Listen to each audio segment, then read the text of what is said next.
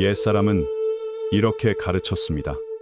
땀 깡띤, 찌 깡통, 응이 깡싸, 푹 깡런. 다시 말해, 마음이 고요할수록 지혜는 더 밝아지고 생각이 멀리 뻗을수록 복은 더 커진다는 뜻입니다.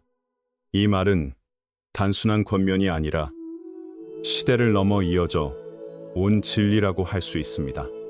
핵심은 고요함이 지혜와 복의 시작점이라는 데 있습니다. 마음이 고요해지면 지혜가 열립니다. 그러면 일의 겉모습이 아니라 본질이 보이기 시작합니다. 그 위에서 멀리 내다보는 생각이 생기고 행동도 더 현명해집니다. 그래서 삶에는 복된 흐름이 점점 쌓이게 됩니다. 요점은 마음의 고요함이 삶의 방향을 바꾼다는 것입니다. 노자는 정징은 동돈의 뿌리라고 말했습니다. 고요히 머물면 만물이 통한다고 했습니다. 고요함 속에서 사람은 평안을 찾을 뿐 아니라 큰 시련을 맞설 내적 힘도 모읍니다. 고요함은 물러섬이 아니라 더 깊게 듣고 더 분명히 보는 힘입니다. 정리하면 고요함은 약함이 아니라 단단함입니다. 오늘은 옛사람의 지혜를 함께 살펴보겠습니다. 왜 고요한 마음이 맑은 지혜를 만들고 먼 안목을 열고 오래가는 복을 가져오는지 차근차근 보겠습니다. 이것이야말로 현대의 분주함과 다툼을 넘어 편안히 살아가는 비결이라고 말할 수 있습니다. 핵심은 삶의 속도를 줄이고 마음의 중심을 세우는 것입니다. 마음이 고요할수록 지혜가 트입니다. 삶에는 이런 말이 있습니다. 느억딘 티종, 응어이띤 티상. 물이 고요하면 맑아지고 사람이 고요하면 밝아진다는 뜻입니다. 어려움 앞에서도 흔들리지 않고 변고 앞에서도 어지럽지 않은 마음이 지혜를 여는 열쇠입니다. 마음이 고요할수록 판단은 더 또렷해지고 세상의 이치를 더 깊이 보게 됩니다. 요점은 고요함이 곧 밝음이라는 것입니다. 하지만 누구나 쉽게 고요해지지는 않습니다. 사소한 일에도 불같이 화를 내고 마음에 거슬리는 한마디에 모욕적인 말을 내뱉는 사람도 있습니다. 그것은 마음이 아직 고요하지 않고 지혜도 아직 맑지 않기 때문입니다. 욕심과 분노와 어리석음이 마음을 붙잡고 있으면 작은 일에도 크게 흔들립니다.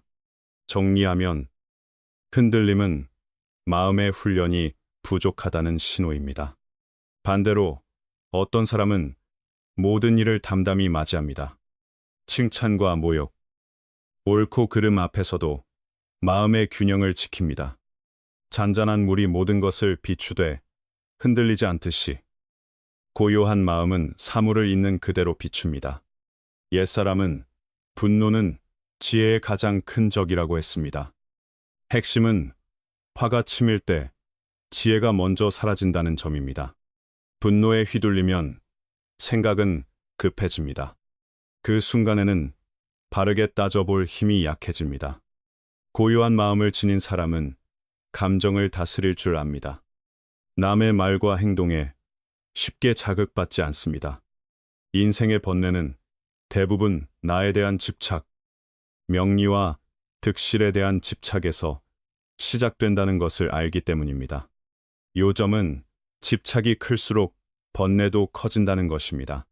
사람은 실패하면 실망합니다. 상처를 받으면 괴롭습니다. 비방을 들으면 억울함이 올라옵니다. 유혹 앞에서는 망설이고 배신 앞에서는 분노합니다. 생사에 가까운 경계에서는 극도의 공포에 빠지기도 합니다. 이런 모습은 정력과 정심의 힘이 아직 깊지 않다는 뜻입니다. 정리하면 바깥 일이 아니라 내 마음의 힘이 문제를 크게 만듭니다. 그래서 이런 말도 전해옵니다. 사람이 지혜로우면 다투지 않고 마음이 고요하면 근심하지 않는다. 고요함은 폭풍 속에서도 사람을 서 있게 합니다. 또한 가장 높은 지혜의 경지로 가는 문이 되기도 합니다. 또 이런 말이 있습니다. 마음이 편하면 만사가 편하다. 핵심은 마음의 자리만 바로잡아도 삶이 달라진다는 것입니다. 그렇다면 어떻게 물처럼 고요한 마음에 이를 수 있을까요? 반드시 노는 법을 배워야 합니다. 놓는다는 것은 책임을 버리거나 현실을 피하는 것이 아닙니다. 의미 없는 집착을 내려놓고 스스로를 헛된 줄에 묶지 않는다는 뜻입니다. 정리하면 놓음은 회피가 아니라 자유입니다. 옛말에 이런 가르침이 있습니다. 응어이 송옌 더이 까이 지망 태우 더억티망 까이지 콩망 더억티부웅. 가져갈 수 있는 것은 가지고 가져갈 수 없는 것은 내려놓으라는 뜻입니다. 명리도 유혹도 원한도 내려놓아야 마음이 풀립니다. 욕망과 야심이 마음을 묶지 않을 때 생각은 가벼워지고 마음은 자유로워집니다. 요점은 내려놓을수록 마음이 넓어진다는 것입니다. 세상 풍파를 겪어본 사람일수록 알게 됩니다. 명리의 무게를 크게 둘수록 번뇌의 소용돌이에 더 쉽게 빠진다는 사실을 말입니다. 그래서 득실을 덜 따지고 가족과 사랑, 마음의 평안 같은 본질을 더 귀하게 여깁니다. 역사에는 이런 이야기도 전해집니다. 공자가 제자들과 함께 위태로운 상황에 갇혀 식량이 떨어졌을 때 제자들은 두려움에 떨었지만 공자는 평온히 검은 고를 타고 곡을 지었다고 합니다. 핵심은 고요한 마음이 위기 속에서도 사람을 지켜준다는 것입니다. 제자들이 어찌 그리 침착하십니까? 라고 묻자 공자는 군자는 음악을 사랑하여 마음을 고요히 하고 스스로를 비추어 교만한 기운을 씻는다는 뜻으로 답했다고 합니다. 이 이야기는 한 가지를 분명히 보여줍니다. 환경이 마음을 정하는 것이 아니라 마음이 환경을 맞는 방식을 정한다는 점입니다. 정리하면 바깥이 아니라 안이 주인입니다. 노자는 또 이렇게 말했습니다. 상선약수, 가장 높은 선은 물과 같다는 뜻입니다. 물은 다투지 않습니다. 늘 낮은 곳으로 흐릅니다. 그런데도 만물을 이롭게 합니다. 물은 부드럽지만 그 힘은 매우 큽니다. 때로는 바위를 깎고 산을 뚫을 만큼 강합니다. 그 안에는 겸손과 인내, 끝없는 적응의 지혜가 들어 있습니다. 핵심은 부드러움이 약함이 아니라는 것입니다. 또 이런 말도 있습니다. 지자요수, 인자요산. 지혜로운 사람은 물을 좋아하고 어진 사람은 산을 좋아한다는 뜻입니다. 물은 늘 흐르며 맑고 유연합니다. 그래서 마음의 밝음을 비추는 상징이 됩니다. 산은 고요하고 장엄하며 흔들리지 않습니다. 그래서 인덕의 굳셈을 상징합니다. 정리하면 물과 산은 지혜와 덕의 두 얼굴입니다. 지혜로운 사람은 선한 마음을 지니고 남에게 이로움을 주되 다투지 않습니다. 어진 사람은 높은 산처럼 오래 버티며 욕망에 흔들리지 않습니다. 그래서 지혜로운 사람은 고요 속에 살고 어진 사람은 오래도록 시간을 견딥니다. 그런데 우리의 삶은 자주 성패와 희비에 휩쓸립니다. 밀물처럼 기쁨이 올라왔다가도 때가 되면 썰물처럼 내려갑니다. 핵심은 기쁨도 오래 붙잡을 수 없다는 것입니다. 성공이 주는 기쁨은 사람을 들뜨게 합니다. 그러나 그것도 결국은 내려갑니다. 마음이 늘 그 오르내림을 따라 달리면 사람은 끝없이 지칩니다. 베트남 속담에도 이런 말이 있습니다. 송꺼굽, 응어이 꺼룩. 강에도 구비가 있고 사람에게도 때가 있다는 뜻입니다. 정리하면 인생은 늘 같은 높이로 흐르지 않습니다. 그래서 마음은 잔잔한 호수처럼 고요해지는 법을 배워야 합니다. 그래야 일상의 기복에 휘둘리지 않습니다. 물처럼 고요한 마음은 높은 정신의 경지라고 말할 수 있습니다. 그런 사람은 역경 앞에서 당황하지 않습니다. 위기 앞에서도 겁먹지 않습니다. 비방 앞에서도 웃을 수 있습니다. 배신 앞에서도 자비로 대할 수 있습니다. 핵심은 흔들리지 않는 마음이 사람을 높인다는 것입니다. 얻었다고 지나치게 들뜨지 않습니다. 잃었다고 지나치게 무너지지 않습니다. 위험 앞에서도 두려움에 휘청거리지 않습니다. 이유 없는 모욕 앞에서도 화를 키우지 않습니다. 군자는 고요함으로 몸을 닫고 겸손으로 세상을 대한다는 뜻을 말했습니다. 고요함은 사람에게 단단한 자세를 주고 그 위에서 올바른 결정을 돕습니다. 정리하면 고요함은 선택의 질을 바꿉니다. 물처럼 고요한 사람은 희로애락과 부침을 담담하게 맞습니다. 바깥일에 마음을 빼앗기지 않습니다. 그 마음은 평평한 호수와 같습니다. 주변에는 자비의 기운이 퍼지고 사람들은 그 곁에서 편안함을 느낍니다. 고요한 사람은 정신의 맑은 경지에 이르기 쉽습니다. 인품은 아침 햇살처럼 밝고 품격은 고귀하게 스며듭니다. 핵심은 고요함이 곧 인품이 된다는 것입니다.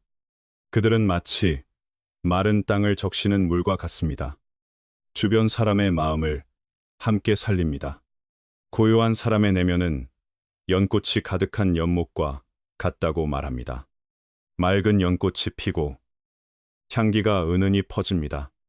그들은 자기만을 위해 살지 않습니다. 많은 사람에게 영감이 됩니다. 베트남의 옛 노래에도 이런 구절이 있습니다. 아이어이, 쯔쯔, 조번, 두 아이 쏘아이, 흐엉, 도이는 막 아이. 뜻은 이렇습니다. 마음의 뜻을 단단히 지키면 남이 방향을 바꾸어도 흔들리지 않는다는 말입니다. 정리하면 중심을 잃지 않는 것이 고요함입니다. 고요해야 멀리 생각할 수 있습니다. 사람의 길은 결코 늘 평탄하지 않습니다. 시련과 어려움은 피할 수 없습니다. 그래서 가장 힘든 때일수록 넓은 마음, 밝은 인생관, 앞으로 나아가려는 태도가 필요합니다. 그러려면 의지만으로는 부족합니다. 깊은 지혜와 큰 그릇이 필요합니다. 핵심은 큰일 앞에서 작은 마음으로는 버티기 어렵다는 것입니다. 평범한 사람은 득실을 지나치게 따지기 쉽습니다. 눈앞의 이익을 먼저 잡으려 합니다. 그러면 감정에 쉽게 끌려갑니다. 기쁨과 분노, 슬픔과 두려움, 사랑과 미움, 욕망에 흔들립니다. 욕망이 마음을 조종하면 사람은 눈이 멀기 쉽습니다. 안개 속에 들어간 사람처럼 길이 흐려집니다. 정리하면 욕망은 눈을 가리고 마음을 흐립니다. 반대로 옛날의 수행자나 깨달은 사람들은 명리와 욕정을 놓는 법을 배웠습니다. 너그럽고 참고 남을 품는 법을 익혔습니다. 그들은 태어나서 특별했던 것이 아닙니다. 오랜 시간 마음을 닦으며 그 경지에 이른 것입니다. 그래서 삶이 고요하고 편안해졌습니다. 요점은 수행은 하루가 아니라 세월로 완성된다는 것입니다. 삼국시대의 제갈량은 단박함과 고요함이 지혜를 만든다고 말했습니다. 계자서에서 그는 이렇게 썼다고 전해집니다. 단박 무의명지, 영정, 무의지원. 즉, 단박하지 않으면 지혜가 밝아질 수 없고, 고요하지 않으면 생각이 멀리 갈 수 없다는 뜻입니다. 이 말은 삶을 닦는 나침반이 될 수 있습니다. 핵심은 단박함과 고요함이 지혜의 두 기둥이라는 것입니다. 또 제갈량은 아들에게 이렇게 권했다고 합니다. 고요함으로 몸을 닫고 검소함으로 덕을 기르라고 말입니다. 욕망을 줄이고 탐욕을 멈추는 것이 수양과 덕성의 시작이라는 뜻입니다. 욕망이 줄면 마음은 가벼워집니다. 그러면 삶의 깊은 가치에 더 집중할 수 있습니다. 정리하면 줄일수록 본질이 보입니다. 불가에서도 이런 가르침이 있습니다. 인생의 번뇌는 대부분 끝없는 욕망에서 온다는 것입니다. 욕망은 고통의 뿌리입니다. 그래서 의미 없는 욕심을 내려놓을 때 마음의 평안이 찾아옵니다. 고요함은 단순히 말이 없는 상태가 아닙니다. 바깥에 휘둘리지 않는 높은 정신의 상태입니다. 핵심은 고요함이 내가 나를 지키는 상태라는 점입니다. 고요한 사람은 칭찬과 비난에 흔들리지 않습니다. 병고 앞에서도 당황하지 않습니다. 제갈량의 말처럼 고요하지 않으면 멀리 생각할 수 없습니다. 고요함은 자기 자신을 비추게 합니다. 그래서 삶의 목적과 길이 더 분명해집니다. 이 고요함은 바깥 환경이 만들어주지 않습니다. 내면의 수양이 만들어냅니다. 정리하면 고요는 밖에서 오는 선물이 아니라 안에서 키우는 힘입니다. 그런 사람은 고단함과 고독도 견딜 수 있습니다. 마치 조개가 모래 알갱이를 품고 오래 견뎌 마침내 진주를 만드는 것과 같습니다. 가장 고요한 순간에 지혜와 마음이 응축됩니다. 그때 영혼은 새 속의 얽매임을 넘어 한 단계 올라선다고 합니다. 핵심은 고요함이 결국 사람을 단단하게 만든다는 점입니다. 고요함은 내면의 힘이기도 합니다. 내공이 강한 사람은 나쁜 환경이나 어려움에 쉽게 흔들리지 않습니다. 삶의 핵심 가치를 꿰뚫어 봅니다. 무엇을 내려놓아야 하는지, 무엇을 소중히 해야 하는지도 압니다. 베트남에는 이런 속담이 있습니다. 쯔어 터이 손까마 응아 떠이 쾌모. 큰 파도를 보기 전부터 노를 놓고 쓰러지지 말라는 뜻입니다. 요점은 아직 오지도 않은 어려움 앞에서 먼저 포기하지 말라는 것입니다. 고요한 사람은 시련 앞에서 낙담하지 않습니다. 천천히, 그러나 끝까지 나아갑니다. 세상이 유혹과 혼란으로 가득할수록 고요함은 견고한 성벽이 됩니다. 불필요한 번뇌에서 사람을 지켜줍니다. 고요를 지키는 사람은 가난해도 마음은 풍요롭습니다. 명리의 싸움에 휩쓸리지 않고도 행복을 누릴 수 있습니다. 핵심은 고요가 마음의 집을 지켜준다는 점입니다. 혼란한 세상에서 고요함은 사람이 다시 자기 자신을 찾게 하는 길입니다. 불가에서는 마음을 닦는 사람이야말로 참된 평안을 찾는다고 말합니다. 그래서 고요해야 멀리 생각할 수 있다는 가르침이 다시 살아납니다. 제갈량의 말도 같은 뜻을 담고 있습니다. 고요하지 않으면 멀리 내다볼 수 없다는 것입니다. 정리하면 큰 길은 고요에서 열립니다. 고요해야 멀리 생각할 수 있습니다. 길은 늘 평탄하지 않습니다. 어려움은 피할 수 없습니다. 그래서 가장 힘든 때일수록 넓은 마음과 긍정의 시선이 필요합니다. 앞으로를 향해 나아가는 기세도 필요합니다. 그러려면 강한 의지뿐 아니라 깊은 지혜와 큰 그릇이 함께 있어야 합니다. 핵심은 큰 일을 만나면 작은 마음으로는 버티기 어렵다는 것입니다. 평범한 사람은 득실을 지나치게 따지기 쉽습니다. 눈앞의 이익을 놓치지 않으려 애씁니다. 그러면 마음은 7가지 감정과 6가지 욕망에 쉽게 끌려갑니다. 욕망이 마음을 조종하면 사람은 눈이 멀어집니다. 안개 속에서 길을 찾는 것처럼 판단이 흐려집니다. 요점은 욕망이 커질수록 본질을 보기 어렵다는 것입니다. 반대로 옛 수행자나 깨달은 사람들은 명리와 욕정을 내려놓는 법을 배웠습니다. 너그럽게 품고 오래 참고 다투지 않았습니다. 그들은 태어날 때부터 특별했던 것이 아닙니다. 오랜 시간 마음을 닦아 그 경지에 이른 것입니다. 그래서 삶이 고요하고 편안해졌습니다. 정리하면 고요는 타고나는 것이 아니라 길러지는 것입니다. 삼국시대의 제갈량은 단박함과 고요함을 삶의 뿌리로 삼았습니다. 그는 아들에게 보낸 글에서 이렇게 말했습니다. 단박하지 않으면 뜻을 밝힐 수 없고 고요하지 않으면 뜻을 멀리할 수 없다. 이는 명리를 틀지 않아야 지혜가 밝아지고 마음이 고요해야 멀리 내다볼 수 있다는 뜻입니다.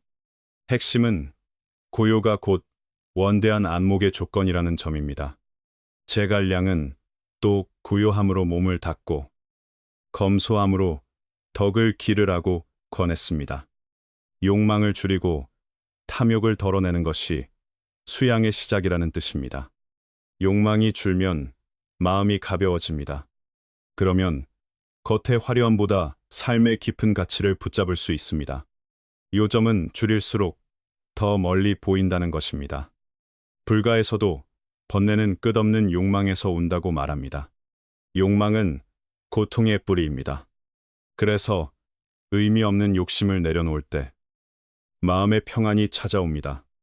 고요함은 단순히 말이 없는 상태가 아닙니다. 바깥에 휘둘리지 않는 높은 정신의 자리입니다. 핵심은 고요함이 내가 나를 지키는 힘이라는 점입니다. 고요한 마음은 지혜를 낳습니다. 삶에서 마음이 평온하고 기운이 부드러운 사람은 밖의 자극에 쉽게 흔들리지 않습니다. 얻었다고 들뜨지 않습니다. 잃었다고 크게 상심하지도 않습니다. 모욕을 들어도 화를 키우지 않습니다. 갑작스런 변고 앞에서도 공포에 휘청거리지 않습니다.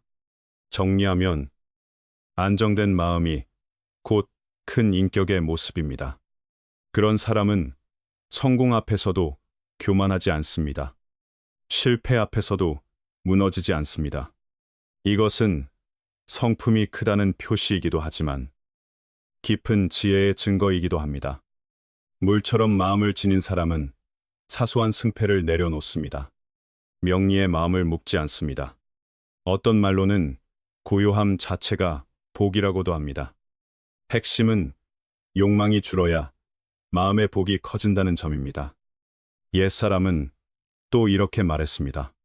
마음이 고요하면 지혜가 밝아지고 마음이 흔들리면 지혜가 흐려진다고 합니다.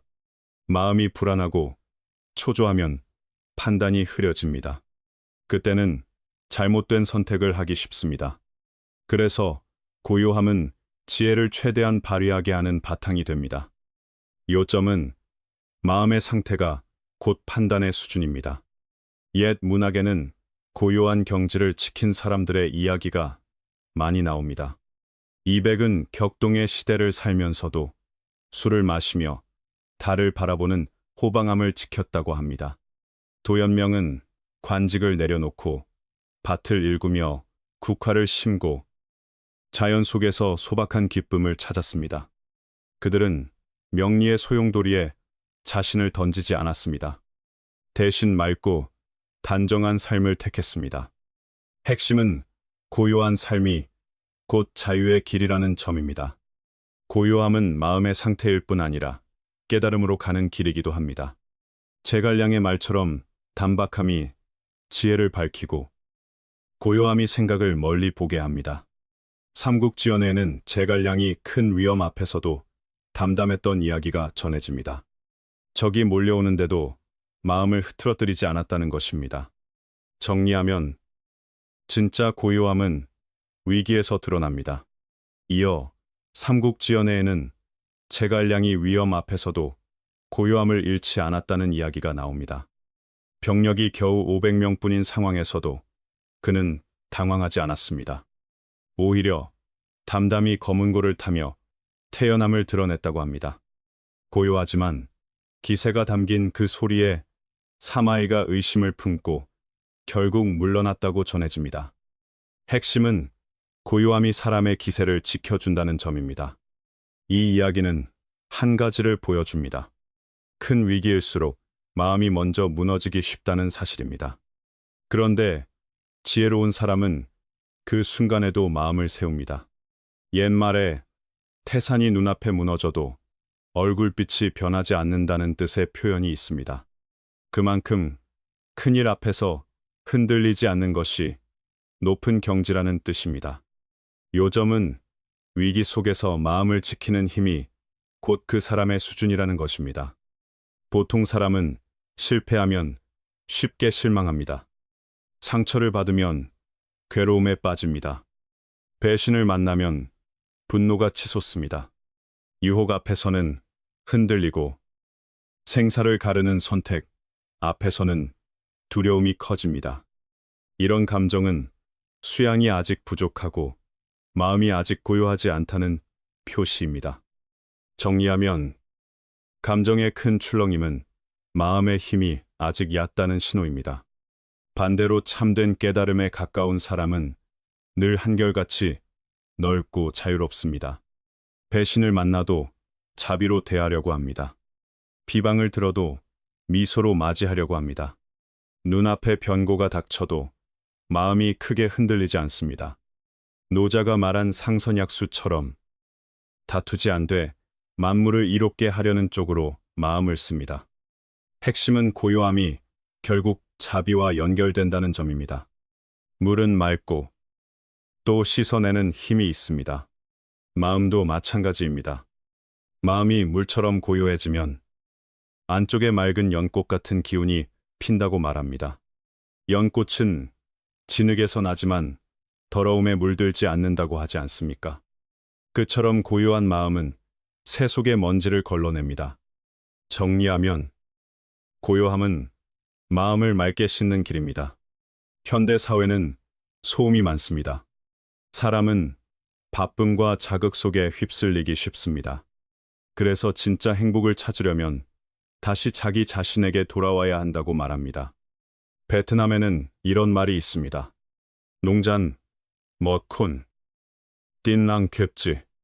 화가 뜨거우면 지혜를 잃고 고요하면 뜻이 굳어진다는 뜻입니다. 요점은 고요함이 지혜와 의지를 함께 세운다는 것입니다.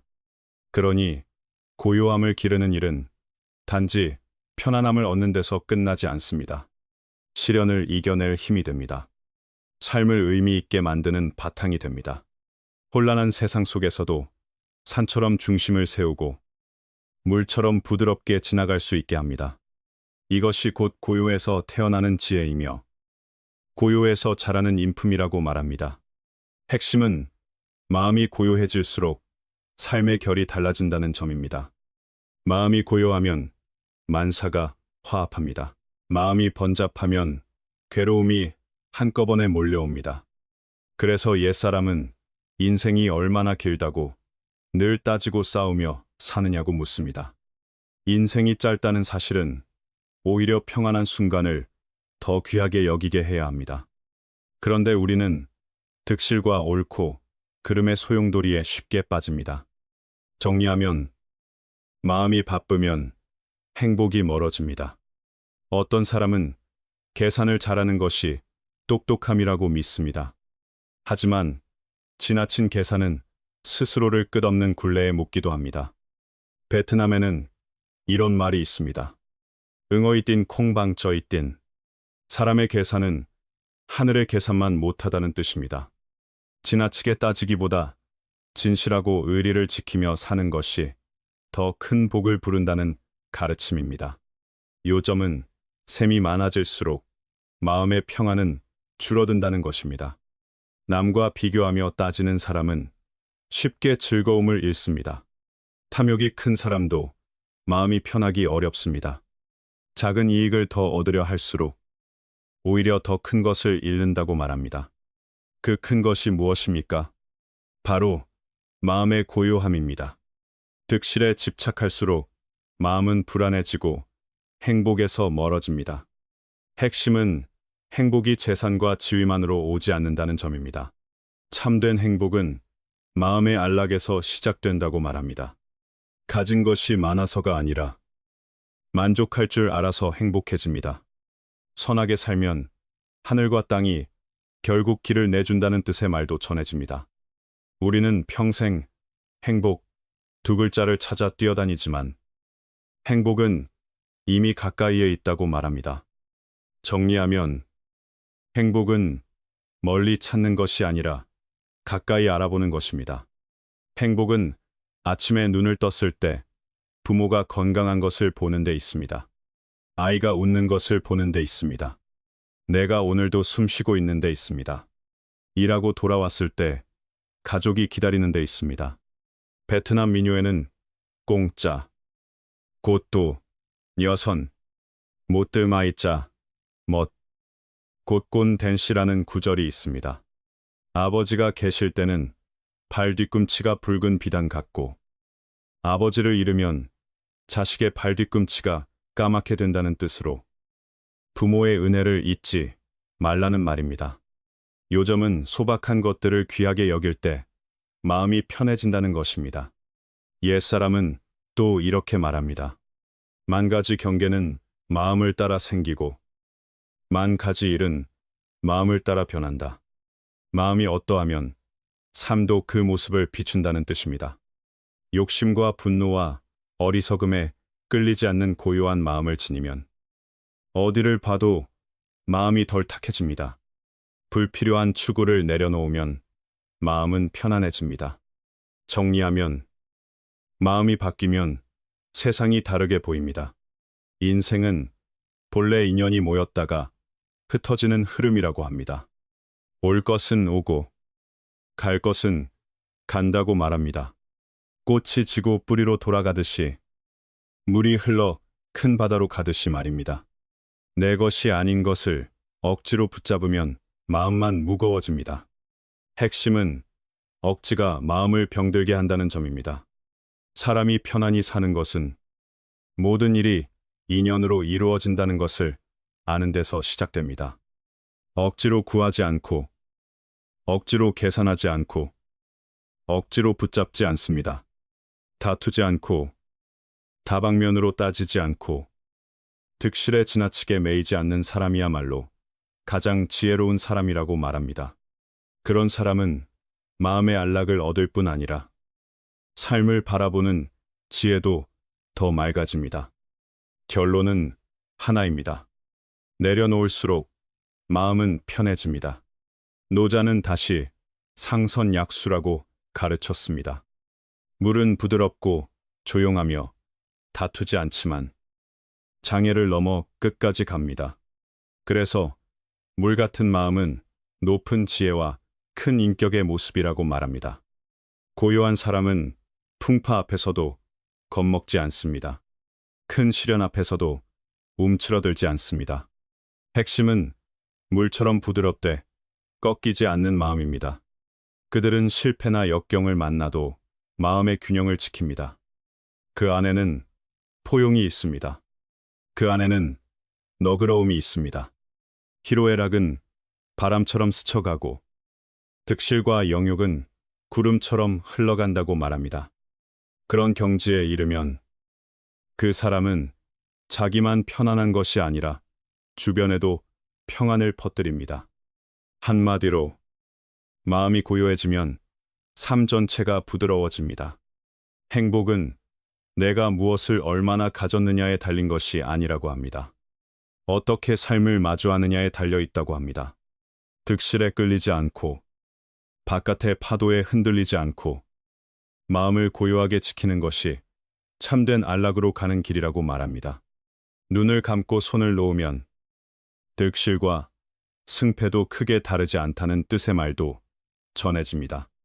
결국 마음이 고요하면 만사는 저절로 조화를 향해 움직입니다. 마음을 잔잔한 물처럼 두십시오. 파도에 흔들리지 않게 하십시오.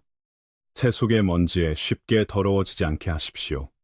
그러면 행복은 먼 곳의 목표가 아니라 숨 쉬는 순간마다 가까이 있음을 알게 됩니다.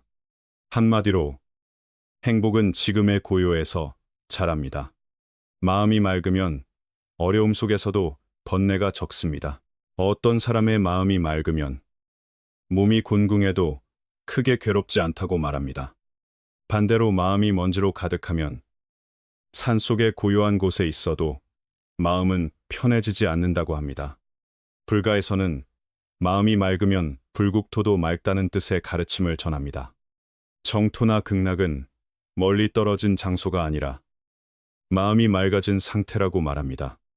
핵심은 어디에 사느냐 보다 어떤 마음으로 사느냐입니다. 그래서 사람의 평생은 마음을 닦아 맑게 하는 여정이라고 말합니다. 삶이 어떠한가는 결국 스스로가 정하는 것입니다. 내가 허락하지 않으면 누구도 내 편안함을 빼앗을 수 없다고 말합니다. 불가에서는 밖을 향해 구하지 말라. 마음 밖에는 법이 없다는 뜻의 말도 전합니다. 결국 행복과 자유와 안락은 내 마음에서 시작됩니다. 마음이 안정되면 모든 것이 더 분명해집니다. 마음이 어지러우면 삶은 근심으로 가득해집니다. 살다 보면 원치 않는 일을 해야 하는 때도 있습니다. 몸이 마음대로 되지 않는 상황도 생깁니다. 하지만 그때의 내면과 태도는 결국 내 손에 있다고 말합니다. 한마디로 바깥일은 내 마음을 대신할 수 없습니다. 과거의 실수와 후회를 붙잡지 마십시오. 결국 모든 것은 지나갑니다. 나를 괴롭히던 사람도, 나를 흔들던 일도 시간이 흐르면 희미한 기억이 됩니다. 베트남 속담에는 강과 바다는 재어도 사람 마음은 잴 수 없다는 뜻의 말이 있습니다. 세상은 복잡하고 사람 마음은 알기 어렵습니다. 그렇지만 마음이 평온하면 시련도 더 가볍게 지나간다고 말합니다. 요점은 평온이 삶의 무게를 줄여준다는 것입니다. 인생에는 이길 수 없는 일이 있습니다. 통제할 수 없는 일도 있습니다. 그럴 때 억지로 붙잡으며 괴로워하기보다 받아들이고 자연을 따르는 법을 배우라고 합니다. 노자는 천하에 다투지 않으면 그와 다툴 자가 없다는 뜻의 말을 전합니다. 다투지 않는 사람은 남과 싸울 일이 줄어듭니다. 결국 참된 행복은 몸이 편안하고 마음이 고요한 데 있다고 말합니다. 오래된 상처를 계속 만지면 더 아픕니다. 상처는 건드릴 때마다 다시 아프다고 합니다. 과거를 놓지 못하면 미래로 나아가는 발걸음이 무거워집니다. 과거를 놓지 못하면 미래가 어떻게 오겠는가라는 뜻의 말도 나옵니다. 하지만 슬픔과 상실이 모두 헛된 것은 아니라고 합니다. 그것은 나럿이 되고 생명을 자라게 하는 재료가 되기도 합니다. 핵심은 고통도 지혜로 바뀔 수 있다는 점입니다. 사람을 지치게 하는 것은 늘 큰 짐만이 아닙니다. 신발 속의 작은 모래알처럼 아주 사소한 것들이 더 아프게 할 때도 있습니다. 작은 모래알 하나가 걸음을 느리게 합니다. 그래서 불필요한 번거로움을 제때 털어내지 못하면 스스로를 소진시킨다고 말합니다. 조각가가 불필요한 부분을 깎아내어 작품을 완성하듯이 삶도 불필요한 것을 내려놓아야 가벼워집니다. 한마디로 덜어낼수록 길은 넓어집니다. 강을 건널 때 배는 필요합니다. 그러나 강을 건넌 뒤에는 배를 놓아야 다음 길을 갈 수 있습니다. 필요 없는 것을 끝까지 붙잡으면 무게만 늘어납니다. 중요한 것은 언제 잡고 언제 놓아야 하는지 아는 것입니다. 고통, 고독, 재앙을 오직 부정으로만 보면 짐이 됩니다. 그러나 그것을 시험으로, 단련의 기회로 보면 힘이 된다고 합니다. 결국 불은 금을 시험하고 고난은 사람의 힘을 시험합니다. 그렇기 때문에 역경은 우리 안의 잠재력을 드러내는 과정이 되기도 합니다. 마음이 맑아지면 바깥일에 휘둘리지 않습니다.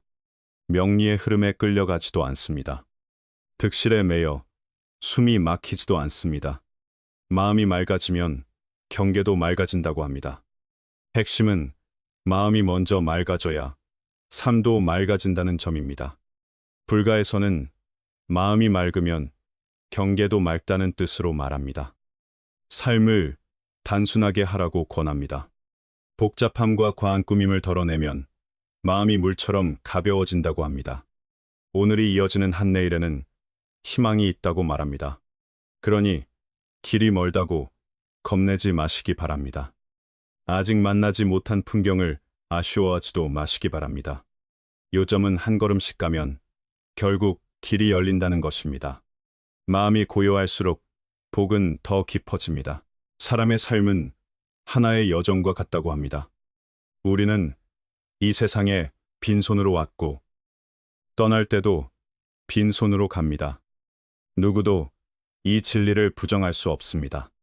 그러니 여정 속에 있을 때는 지금 가진 것을 소중히 여기고 사라질 때는 가볍게 놓는 법을 배우라고 합니다. 핵심은 잡는 법보다 놓는 법이 더 중요해질 때가 있다는 점입니다. 인연이 있으면 모이고 인연이 닿으면 흩어진다고 합니다. 세상 만물은 자연스러운 순환을 따릅니다. 이 사실을 아는 사람은 지나간 것을 억지로 붙잡지 않습니다. 집착은 외로움과 슬픔만 키우기 때문입니다. 오히려 놓을 줄 알면 더 좋은 것을 맞을 수 있다고 말합니다. 잃어야 얻고 놓아야 받는다는 뜻의 말도 전해집니다. 정리하면 비움이 새로운 체험을 부릅니다. 인생은 어둠과 이름이 이어지는 흐름입니다.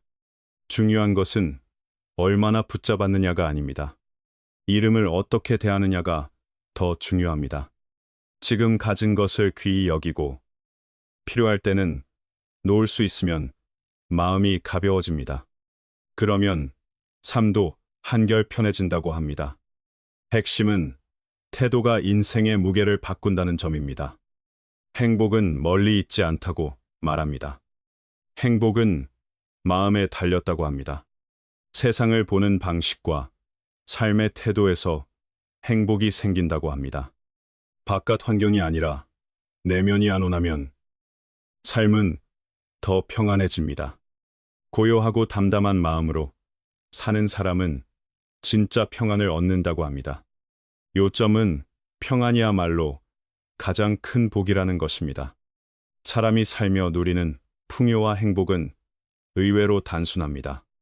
많은 사람이 느끼지 못하는 것은 생각이 너무 복잡하기 때문입니다. 허영을 캤느라 눈앞의 복을 놓치기 때문입니다. 그러나 가장 소박한 순간이 가장 큰 기쁨이 되기도 합니다.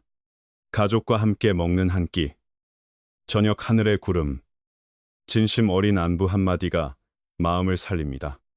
정리하면 복은 작게 숨어 있다가 마음이 고요할 때 보입니다. 그래서 베트남의 옛 노래도 다시 떠올립니다. 아이 어이, 즈찌, 조번, 두 아이 쏘아이, 흐엉, 도이, 낸막 아이. 남이 어떻게 바뀌든 내 마음의 뜻을 지키라는 말입니다. 고요한 사람은 이 말을 삶으로 실천합니다.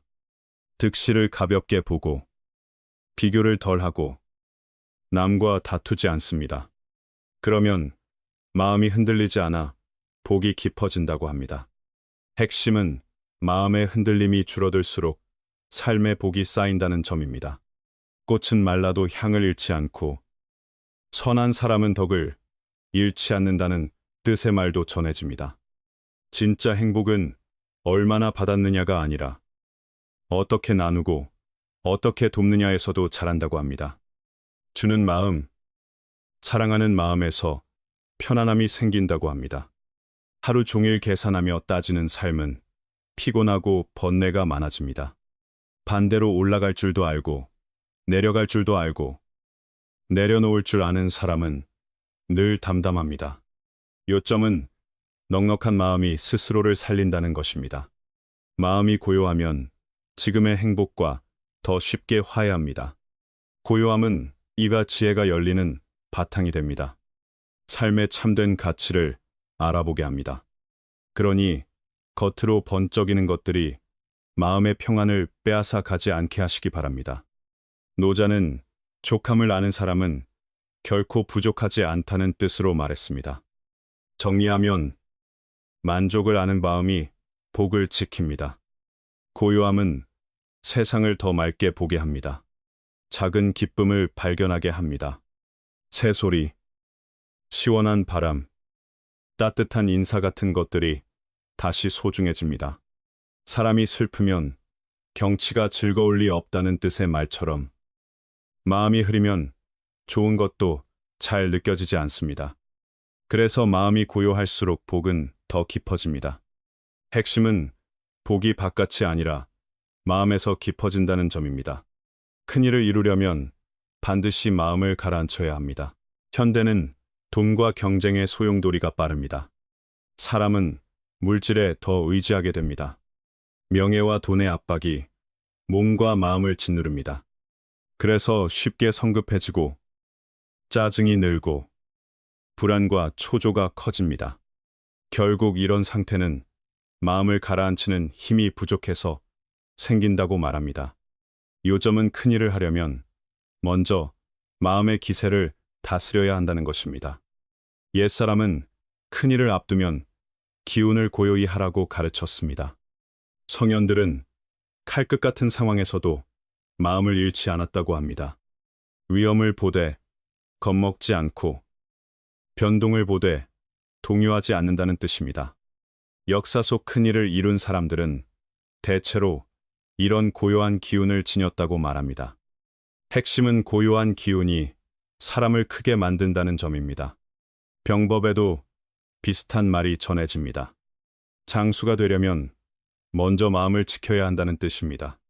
태산이 무너져도 얼굴빛이 변하지 않고 곁에서 누가 떠들어도 눈길이 흔들리지 않는 경지를 말합니다. 이는 감정이 이성을 덮지 않게 하는 힘입니다. 그래서 전략적으로 판단하고 정확히 결정을 내릴 수 있습니다.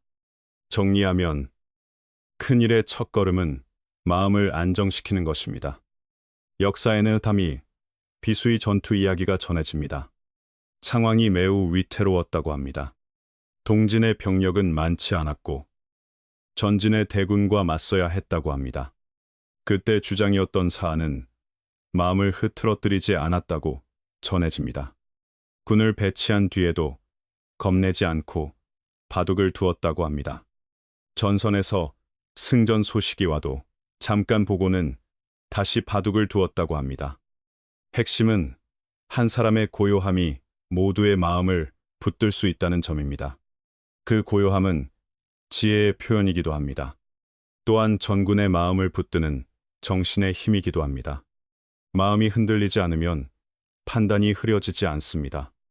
그러면 사물의 흐름과 규칙을 더 분명히 볼 수 있습니다. 요점은 고요한 기운이 판단을 살린다는 것입니다. 고요한 기운은 목표 앞에서 흔들리지 않게도 합니다. 성과가 잠깐 눈을 가리게 해도 실패가 잠깐 기운을 꺾어도 다시 중심을 잡게 합니다. 제갈량이 아들에게 보낸 글에서도 같은 뜻이 나옵니다.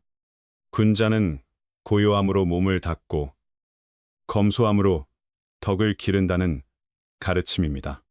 그리고 단박하지 않으면 뜻을 밝힐 수 없고 고요하지 않으면 멀리 나아갈 수 없다는 뜻도 함께 전해집니다. 핵심은 큰 목표일수록 마음을 먼저 세워야 한다는 점입니다. 고요한 기운은 타고나는 성품이 아닙니다. 오래 닦아 쌓는 힘입니다. 그래서 옛말도 있습니다. 투젬, 허우렁, 땀깹, 뻗, 호황. 손에 양식이 있으면 마음이 당황하지 않는다는 뜻입니다. 지식과 경험도 이와 같습니다. 쌓아두면 위기 앞에서 마음이 덜 흔들립니다. 요점은 준비가 곧 평정심입니다. 그 준비를 돕는 가장 큰 길 가운데 하나가 독서라고 말합니다. 하러가 책은 끝없는 지식의 셈입니다. 앞사람의 지혜를 배울 수 있는 길입니다. 시야를 넓히고 그릇을 키우고 마음의 중심을 단단히 해줍니다. 많이 배우고 깊이 아는 사람은 바깥일에 쉽게 흔들리지 않습니다. 그래서 태도가 더 여유롭고 차분해집니다. 정리하면 읽는 습관이 마음의 근육을 만듭니다. 물론 사람에게는 자연스러운 감정이 있습니다. 슬픔도 있고 기쁨도 있습니다. 사랑도 있고 미움도 있습니다. 그래서 완전히 고요해지는 일은 쉽지 않습니다. 특히 현대처럼 모든 것이 빠르고 자극이 많은 시대에는 더 어렵습니다. 그러나 바로 그런 시대이기에 고요한 기운은 더 귀해집니다. 핵심은 소음이 클수록 고요가 더 필요하다는 점입니다. 노자는 이런 뜻으로 말했습니다. 서두르는 사람은 오히려 도착하지 못하고 느긋한 사람이 먼저 이른다고 말입니다. 고요한 기운은 시간이 쌓아주는 정력입니다. 억지로 잡을 수 없습니다. 다만 꾸준히 닦을 수 있습니다. 인내와 훈련이 쌓이면 마음은 점점 깊어집니다. 요점은 고요는 하루가 아니라 습관입니다. 고요한 기운을 지닌 사람은 마음속의 바른 기운도 함께 지키려 합니다. 명리로 눈이 멀지 않습니다. 작은 득실의 마음을 빼앗기지 않습니다. 자신이 선택한 길을 꾸준히 걷습니다. 칭찬과 비난에 휘둘리지 않습니다. 그 바른 기운이 유혹을 멀리하게 하고 양심과 고듬을 지키게 한다고 말합니다. 정리하면 고요한 기운은 곧 바른 삶의 토대입니다. 베트남 옛 노래에도 이런 구절이 적혀 있습니다. 탕금, 따우 더우롱고, 꽁다, 따우도 더욱 투춘. 먹줄의 고듬과 구음이 결국 결과를 만든다는 뜻으로 전해집니다. 말은 거칠어도 요지는 분명합니다. 고든 마음과 바른 태도는 오래 가고 삐뚤어진 욕심과 흔들림은 결국 화를 부른다는 것입니다. 핵심은 고요함이 바른 길을 지키려 한다는 점입니다. 그래서 큰일을 이루려면 반드시 마음을 가라앉혀야 한다는 말은 역사만의 이야기가 아닙니다. 오늘의 삶에도 그대로 적용됩니다. 삶의 파도 한가운데서 고요한 기운은 등불이 됩니다. 역경을 견디게 하고 더 높은 자리로 올라가게 합니다. 노자의 말처럼 딘탕동, 뉴탕끄엉, 고요함이 움직임을 이기고 부드러움이 강함을 이긴다는 뜻입니다. 요점은 고요 속에 가장 큰 힘이 있다는 것입니다. 성인은 마음을 구하고 부처만 구하지 않습니다. 불경에는 정토를 얻고자 하면 먼저 마음을 맑게 하라는 뜻의 구절이 전해집니다. 마음이 맑아지면 그곳이 곧 정토라는 뜻입니다. 또 성인은 마음을 구하고 부처를 구하지 않으며 어리석은 이는 부처를 구하고 마음을 구하지 않는다는 가르침도 전해집니다. 결국 어디를 향해 빌기보다 내 마음이 먼저 맑아져야 한다는 뜻입니다. 핵심은 바깥의 형식보다 마음의 상태가 먼저라는 점입니다. 서쪽 변경의 한 지역, 티베트와 맞닿은 곳에 한 노파가 살았다고 합니다. 좁은 오두막에서 홀로 살았습니다. 남편과 외아들은 이미 세상을 떠났고 남은 것은 작은 밭뿐이었다고 합니다. 수많은 이별과 고생을 겪은 뒤에 노파의 바람은 하나였습니다. 그저 마음이 편안하고 평안하게 살고 싶다는 것이었습니다. 정리하면 큰 바람이 아니라 마음의 평안을 바란 것입니다. 어느 날 동네의 한 사람이 노파에게 관세음보살의 주문을 알려주었다고 합니다. 6글자의 큰 진언이라 하여 육자대명 진언이라고도 불렀다고 합니다. 그 주문은 우마니 빠듬의 홍이라고 전해집니다. 그 사람은 이것을 꾸준히 외우면 업을 덜 수 있다고 권했다고 합니다. 핵심은 꾸준한 염송이 마음을 맑게 한다는 믿음입니다. 하지만 노파는 그를 몰랐습니다. 작은 것조차 외우기 어려웠습니다. 그래서 길을 가며 자꾸 틀리게 외웠다고 합니다. 노파는 우마니 빠듬의 홍을 우마니 빠듬의 항 비슷하게 잘못 외우기도 했다고 합니다. 그럼에도 노파는 매일 그 주문을 외웠습니다. 밥을 먹을 때도 외우고 집안일을 할 때도 외웠습니다. 밭을 갈 때도 외우고 외롭게 앉아 있을 때도 외웠습니다. 요점은 정확함보다 정성이 먼저였다는 것입니다. 노파는 스스로를 격려하려고 작은 방법을 만들었습니다. 빈 그릇 하나와 콩이 든 그릇 하나를 두었습니다. 주문을 한 번 외울 때마다 콩 하나를 옮겼다고 합니다. 빈 그릇이 가득 차면 다시 반대로 옮기며 계속했다고 합니다. 그렇게 노파는 쉬지 않고 오랫동안 정성으로 염송했다고 합니다. 정리하면 단순한 방식이 오히려 마음을 한 곳에 모아준 것입니다.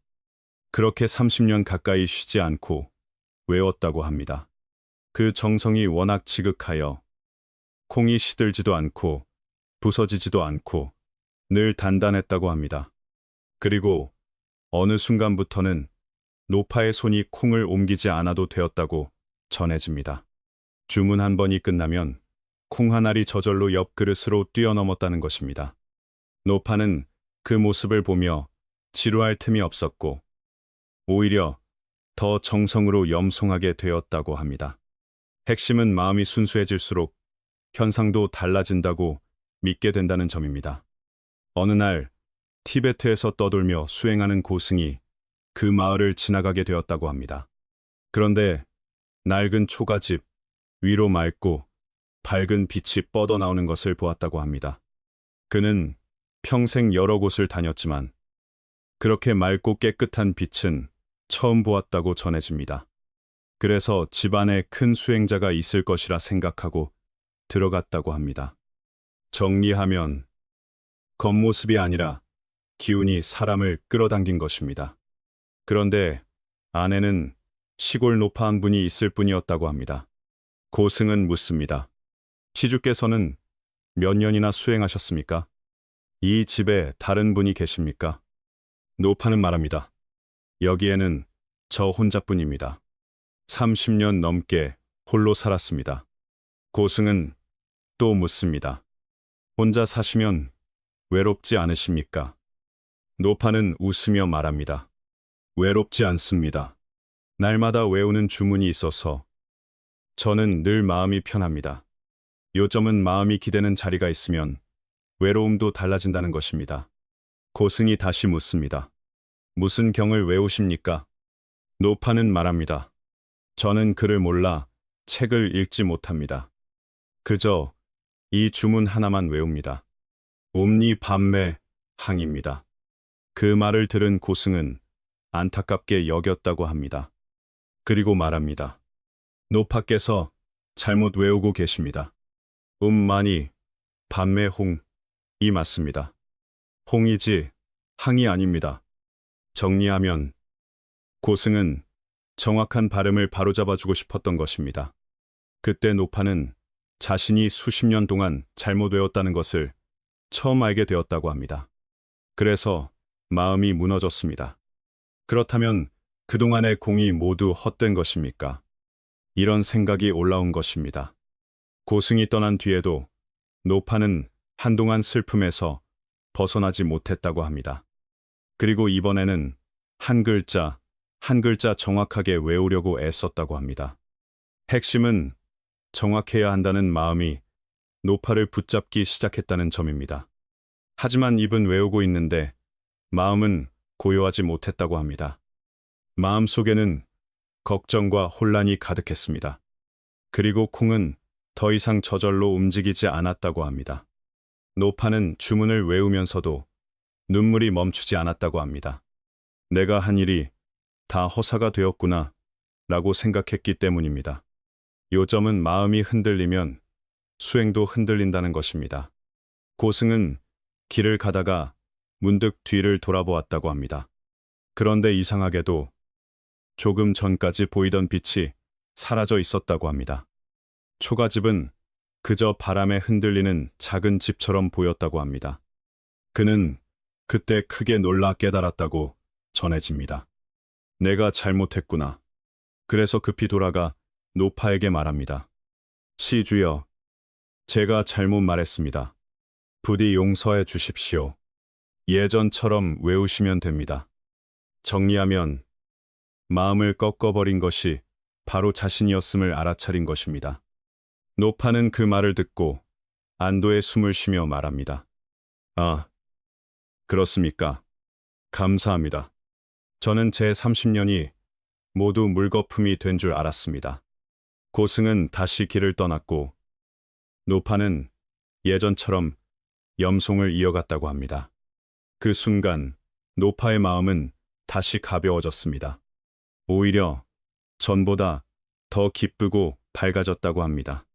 주문이 끝나자 콩은 다시 저절로 옆 그릇으로 뛰어넘었다고 전해집니다. 핵심은 정성이 살아나면 마음도 다시 맑아진다는 점입니다. 산 위에서 내려다본 고승은 초가집에서 다시 빛이 뻗어 나오는 것을 보았다고 합니다. 그 빛이 하늘 한쪽을 밝히는 듯했다고 합니다. 이 이야기는 림탕 후곰의 책에 기록되었다고 합니다. 처음 읽었을 때 말로 하기 어려운 여운이 남았다고 전해집니다.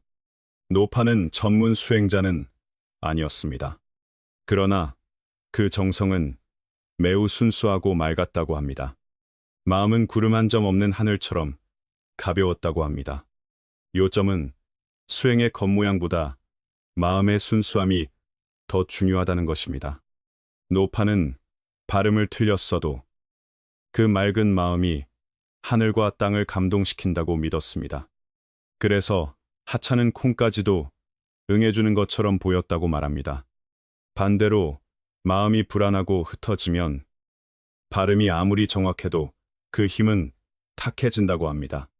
그러니 무엇보다 중요한 것은 정성입니다. 표면의 옳고 그름보다 마음의 순수함이 더 귀하다는 뜻입니다. 핵심은 맞게 하는 것보다 맑게 하는 것, 이 먼저입니다. 어떤 글에는 이런 유명한 말도 나옵니다. 홍진과 불국토는 문지방 하나 차이일 뿐이다. 문안은 물과 구름 같은 선심이고 문 밖은 탁한 파도라고 말합니다. 사람은 모두 마음의 평안을 바라고 보통 사람은 안정만 구하고 참된 수행자는 맑은 무의를 구한다고 합니다. 그렇다면 경을 읽고 부처 이름을 부르면서도 과연 몇 사람이 한 마음으로 흔들림 없이 할 수 있겠습니까? 정리하면 입으로 하는 것보다 마음으로 하는 것이 더 어렵습니다. 오늘날 많은 사람은 입으로는 부처 이름을 부르지만 마음은 다른 데가 있습니다. 명리, 승진, 재물, 자식, 인연을 구하는 생각이 함께 섞입니다. 그런 염송은 맑은 빛이 아니라 욕심이 섞인 탁한 기운이 되기 쉽다고 합니다. 유마경에는 정토를 얻고자 하면 마땅히 그 마음을 맑게 하라. 마음이 맑으면 곧 불국토도 맑다는 뜻이 전해집니다. 육조단경에도 성인은 마음을 구하고 부처를 구하지 않으며 어리석은 이는 부처를 구하고 마음을 구하지 않는다는 뜻이 전해집니다. 핵심은 바깥을 구하기 전에 마음을 먼저 닦아야 한다는 것입니다. 오직 마음이 평온하고 고요할 때에만 휘몰아치는 바람과 먹구름 같은 잡념을 씻어낼 수 있습니다. 새 속에 뜨고 가라앉는 흐름에서 벗어나려면 마음이 먼저 맑아져야 합니다. 연꽃은 진흙에서 나지만 더러움에 물들지 않는다고 합니다. 세상에 먼지가 걸러졌기에 그 꽃이 햇빛 아래에서 더 맑게 빛나는 것입니다. 핵심은 환경이 아니라 마음의 맑음이 사람을 빛나게 한다는 점입니다. 사람도 마찬가지입니다. 이 마음을 밝은 거울처럼 두어 먼지가 얹히지 않게 하라는 뜻입니다. 그래서 마음을 구하고 마음을 닦는 일이 가장 먼저라고 합니다. 그 다음에야 비로소 바깥의 형식도 바르게 놓일 수 있습니다. 요점은 마음이 정토가 되면 삶의 자리가 정토가 된다는 것입니다. 세상에서 성공하려면 반드시 고요한 기운을 지켜야 합니다. 성공은 많은 사람이 바라는 목표입니다. 하지만 길을 끝까지 가는 사람은 많지 않습니다. 그 차이는 능력만이 아니라 마음의 기운을 얼마나 고요히 지키는가에 달려 있다고 합니다.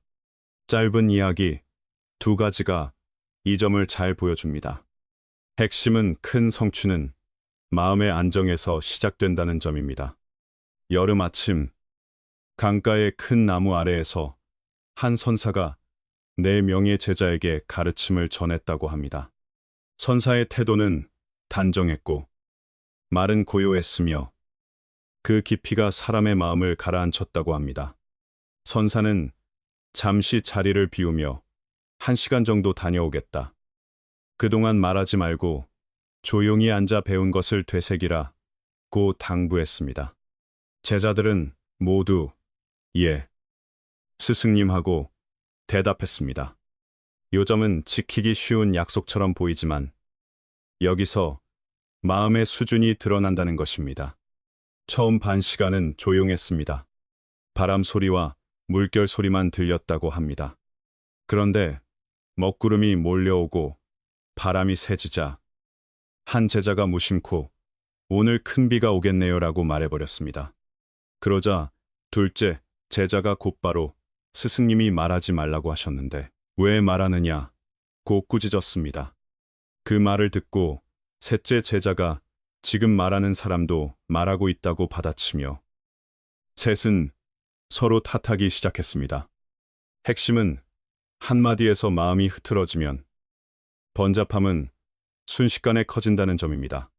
넷째, 제자만은 끝까지 말하지 않고 조용히 앉아 있었던 것으로 전해집니다. 선사가 돌아오자 둘째 제자가 먼저 스승님, 첫째가 말을 했습니다. 라고 고했습니다. 셋째도 둘째도 말했습니다. 라고 말했고 모두가 서로를 가리키며 소란해졌습니다. 선사는 잠시 듣고 나서 들어보니 셋은 다 지키지 못했다. 넷째만이 지켰다. 고 말했습니다. 그리고 셋은 남을 탓하는 일 때문에 약속을 어겼다. 수행은 아주 엄정한 일이라고 타일렀다고 합니다. 요점은 남을 고치려는 마음이 먼저 나를 무너뜨릴 수 있다는 것입니다. 두 번째 이야기도 있습니다. 한 교수가 대학 캠퍼스를 걷다가 학생들이 무리지어 체조 동작을 연습하는 모습을 보았다고 합니다. 어떤 학생은 연습하고, 어떤 학생은 떠들고, 어떤 학생은 웃으며 구경했습니다. 그중 한 남학생이 어려운 동작을 계속 실패하며 낙담한 얼굴을 하고 있었고, 교수는 그 학생에게 다가가 어깨를 두드렸다고 합니다. 무엇이 그렇게 힘드냐고 묻자 학생은 열심히 해도 이 동작이 안 됩니다라고 답했습니다. 핵심은 힘을 주는 방향이 잘못되면 노력도 공허해질 수 있다는 점입니다. 교수는 말합니다. 복잡한 문제가 아니다. 먼저 몸의 말을 들어야 한다. 그리고 학생을 숲 뒤편의 시냇가로 데려갔다고 합니다. 교수는 학생에게 물이 흐르는 모습을 조용히 바라보게 한 뒤 큰 돌을 가리키며 물었습니다. 저 돌이 물을 괴롭게 하겠느냐? 학생이 아닙니다. 라고 하자 교수는 물은 그저 비켜 흐르고 계속 앞으로 간다. 너도 물처럼 하라고 말했습니다. 학생은 그 말에서 무엇인가를 깨닫고 다시 운동장으로 돌아가 주변의 소음에 흔들리지 않고 고요한 마음으로 동작을 시도했습니다. 요점은 마음이 고요해지면 몸도 길을 찾는다는 것입니다. 이 두 이야기가 주는 가르침은 분명합니다. 경험 있는 이의 지도를 진지하게 따르는 일, 길 위의 신호를 읽으며 스스로 지식을 쌓는 일이 필요하다는 것입니다. 주변에서 벌어지는 작은 일, 잠깐의 유혹, 순간의 소란에 목표를 빼앗기지 말아야 합니다. 원칙을 지키고 집중하면 결국 원하는 곳에 다가갈 수 있습니다. 핵심은 집중과 고요함이 성공의 기본기라는 점입니다. 사람마다 타고난 감각과 길이 다르다고도 합니다. 그래서 먼저 자신을 알아야 합니다. 목표를 분명히 세우고 그 목표를 향해 흔들림 없이 걷는 힘이 필요합니다. 결국 큰 일을 이루려면 반드시 고요한 기운이 있어야 한다는 말로 돌아옵니다. 요점은 마음이 산만하면 길이 흐려지고 마음이 고요하면 길이 또렷해진다는 것입니다. 이 고요한 기운을 지키려면 마음 속에서 먼저 안정과 조화를 세워야 합니다. 어떤 일을 판단하고 실행할 때도 안에서부터 차분함을 유지해 주시기 바랍니다. 고요한 기운이 있는 사람은 마음이 늘 맑습니다. 그래서 작은 이익과 사소한 말에 눈이 가려지지 않습니다. 멀리 내다보는 힘도 더 커집니다. 핵심은 고요한 기운이 삶의 방향을 흐트러뜨리지 않게 해준다는 것입니다. 세상은 명리와 욕망의 소용돌이로 빠르게 돌아갑니다. 그 큰 흐름에 휩쓸리지 않으려면 스스로 고요함을 붙잡아야 합니다. 그래야 비로소 마음이 자유로워지고 삶도 의미를 갖게 됩니다. 그러니 스스로를 탓하며 한숨만 쉬지 마시기 바랍니다. 번뇌와 근심을 오래 품으면 어느 순간 지치고 무력해집니다. 요점은 마음의 기운이 세면 삶의 힘도 함께 새어나간다는 것입니다. 아무리 애써도 원하는 결과가 안 나오는 것처럼 느껴질 때가 있습니다. 그럴수록 더 억울하고 더 서운해지기 쉽습니다. 그런데 이 이야기에서는 부와 행복의 차이가 한 가지에서 갈린다고 말합니다. 그 차이는 밖의 조건이 아니라 마음의 눈이 무엇을 보느냐에 있습니다. 핵심은 마음이 보는 세계가 곧 그 사람의 삶이라는 것입니다. 어느 젊은이가 늘 자신의 운명을 원망했다고 합니다. 친구들도 마음에 들지 않았고, 일도 재미가 없었고, 수입도 높지 않았습니다. 옷도, 전화기도, 차도 고급이 아니다라고 생각했습니다. 어느 날 공원에 앉아 길 건너 화려한 쇼핑몰을 바라보며 우울해했습니다. 사람들은 바쁘게 오가고 그는 더 초라해 보였다고 느꼈습니다. 요점은 비교가 마음을 더 가난하게 만든다는 것입니다. 그때 한 노인이 지나가다 멈춰 섭니다. 젊은이, 무엇이 그리 마음을 무겁게 합니까? 젊은이는 말합니다. 저는 매일 열심히 일하는데도 가난합니다. 노인은 되묻습니다. 가난하다고요? 젊은이는 아주 부자입니다. 젊은이는 믿지 못합니다. 그러자 노인이 말합니다. 지금 손 하나를 내주면 금화 30개를 주겠습니다. 젊은이는 즉시 거절합니다. 정리하면 당연하게 여기던 것이 사실은 값진 것이었습니다. 노인은 다시 말합니다.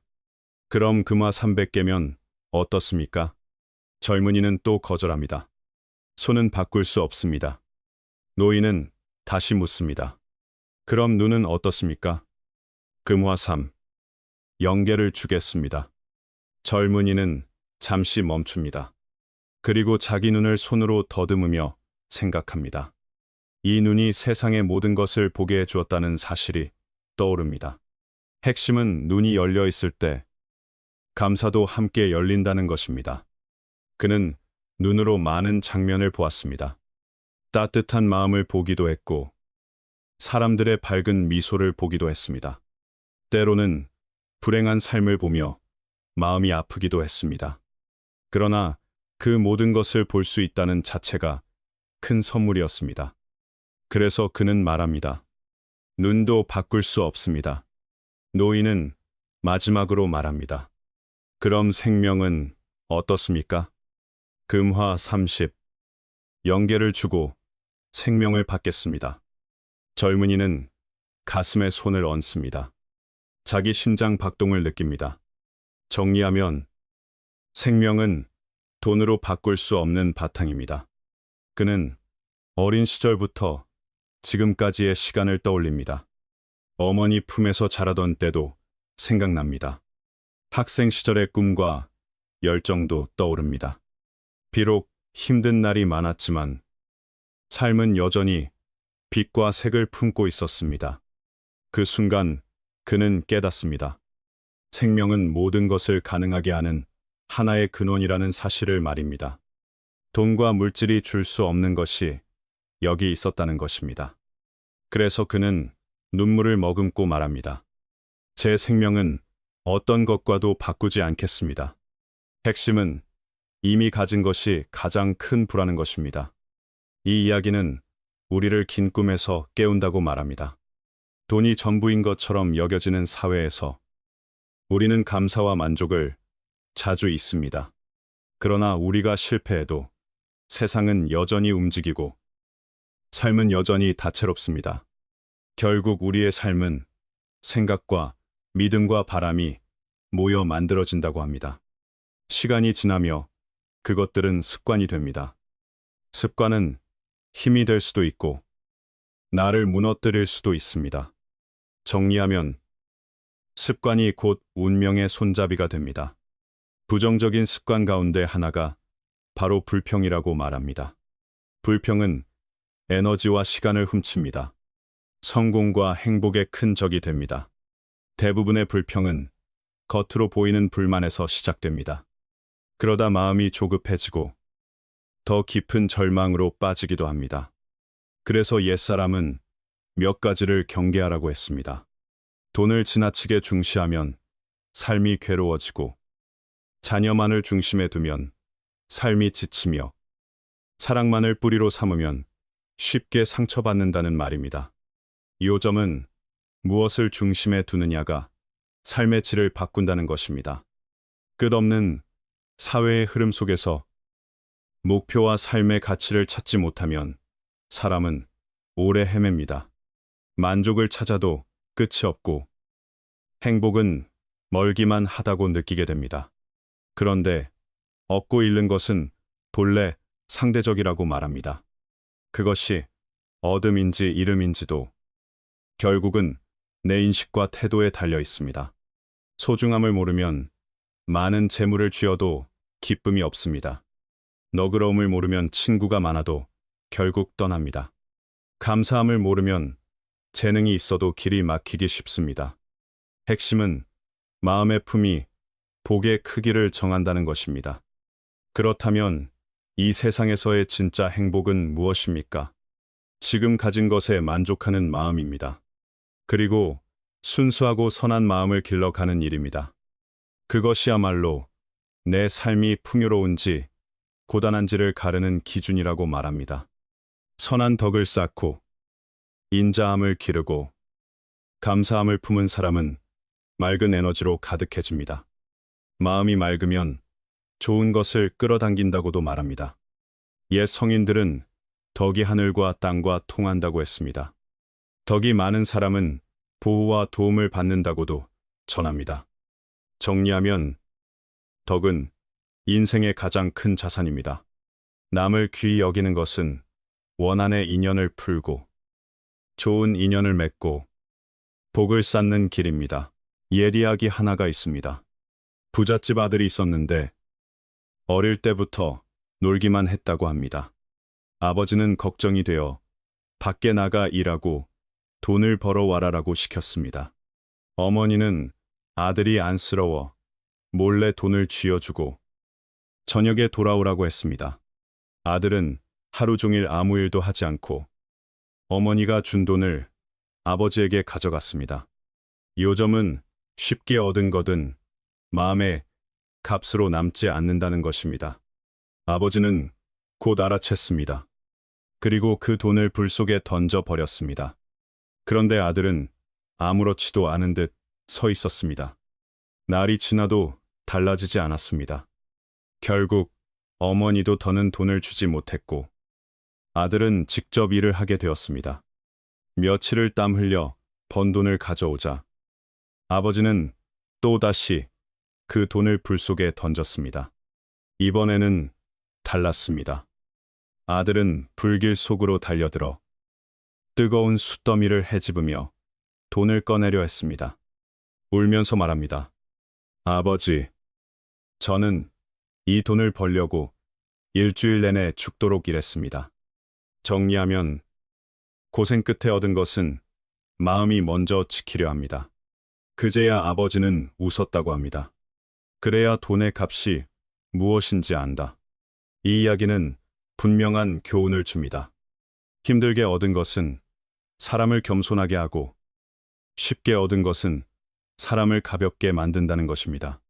그리고 또 하나의 교훈이 있습니다. 스스로를 귀히 여길 줄 아는 사람은 남의 노력과 정성도 귀히 여겨야 한다는 것입니다. 핵심은 남을 귀히 여기는 마음이 결국 나를 살린다는 점입니다. 사람이 살아가며 자기 자신을 귀히 여기는 것조차 쉽지 않습니다. 생명이 얼마나 소중한지 스스로 느끼며 사는 사람은 많지 않습니다. 어떤 시인은 우리가 죽음을 두려워하지 않는 것은 생명이 얼마나 귀한지 모르기 때문이다 라고 썼다고 합니다. 삶이 귀한데도 정작 마음은 어디에 머물러야 하는지 모른 채 헤매기 쉽습니다. 핵심은 생명의 가치를 깨닫는 것이 먼저입니다. 세상에는 명리로 자신을 묶고 감정으로 삶을 복잡하게 만들며 마음의 자유를 잃는 사람이 많습니다. 옛사람이 하늘이 내 몸을 낳았으니 쓰임이 있다 라고 일깨워도 정작 무엇을 원하는지 모른 채 생명을 허비하는 경우가 있습니다. 그래서 자기 자신을 귀히 여기는 것이 어렵다고 말합니다. 그런데 남을 귀히 여기는 것은 더 어렵습니다. 핵심은 나를 아끼는 마음이 남을 아끼는 마음으로 이어져야 한다는 것입니다. 남을 귀히 여기는 것은 곧 나를 귀히 여기는 것이라는 말이 있습니다. 남을 귀히 여긴다는 것은 사람 사이의 관계를 따뜻하게 만드는 일입니다. 하지만 남의 입장이 되어 생각하고 남을 내 몸처럼 사랑하는 것은 쉽지 않습니다.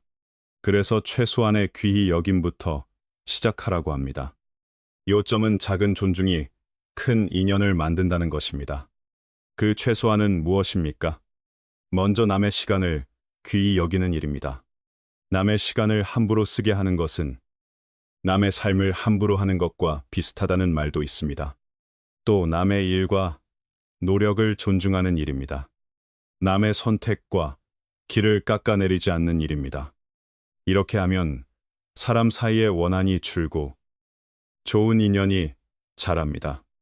핵심은 존중이 곧 복을 쌓는 길이라는 점입니다. 역사에는 은혜와 보은의 이야기가 많이 전해집니다. 유비, 관우, 장비가 의형제를 맺고 한마음으로 서로를 지켰다는 이야기가 대표적입니다. 한 번은 조조에게 크게 밀려 위기에 빠졌다고 합니다. 그때 관우는 유비의 가족을 지키기 위해 어쩔 수 없이 조조에게 항복하는 처지가 되었다고 전해집니다. 조조는 관우의 재능을 아껴 극진히 대접했다고 합니다. 핵심은 은혜는 뜻밖의 자리에서 생기기도 한다는 점입니다. 그 은희가 있었기에 조조는 결국 관우가 떠나는 길을 막지 않았다고 합니다. 그리고 훗날 화용도의 좁은 길에서 관우가 조조를 놓아주었다는 이야기로 이어집니다. 그 역시 의는 산과 같다는 말처럼 무겁고 깊은 마음에서 나온 행동이라고 전해집니다. 이런 이야기들은 사람이 사람에게 남기는 것은 결국 정과 의라는 사실을 돌아보게 합니다. 요점은 인연을 함부로 하면 결국 내 마음도 거칠어진다는 것입니다. 그래서 내 삶에 나타나는 사람은 모두 인연이라고 말합니다. 우연처럼 보이지만 그 만남이 내 마음을 닦는 거울이 되기도 합니다. 그러니 한 사람 한 사람을 함부로 대하지 말고 가능한 한 귀히 여기라고 합니다. 그것이 원한의 인연을 풀고 선한 인연을 맺고 복을 쌓는 길이라고 말합니다. 핵심은 관계를 맑게 하는 것이 곧 삶을 맑게 하는 길입니다. 마음이 고요해지면 자기 자신도 더 또렷이 보입니다. 동시에 앞으로의 길도 더 넓게 보입니다. 오늘의 이야기에서 말한 지혜와 복도 결국 여기에서 시작됩니다. 지혜는 고요에서 열리고 복은 고요에서 깊어집니다. 요점은 마음의 평안이 모든 시작입니다. 오늘의 내용이 여러분께 작은 영감이 되었기를 바랍니다. 마음을 조금 더 고요히 하고, 남을 조금 더 귀히 여기고, 스스로도 조금 더 소중히 대하시기 바랍니다. 그러면 삶은 서서히 달라집니다. 여러분의 하루가 평안하고 마음에 따뜻한 빛이 머물기를 바랍니다. 끝까지 함께 해주셔서 감사합니다. 도움이 되셨다면 좋아요를 눌러주시면 감사하겠습니다. 주변에도 기쁘게 공유해 주시기 바랍니다. 그리고 앞으로의 이야기들도 이어서 듣고 싶으시다면 구독과 알림도 함께 설정해 주시면 도움이 됩니다. 여러분의 하루에 평안과 행운이 함께 하시기를 바랍니다.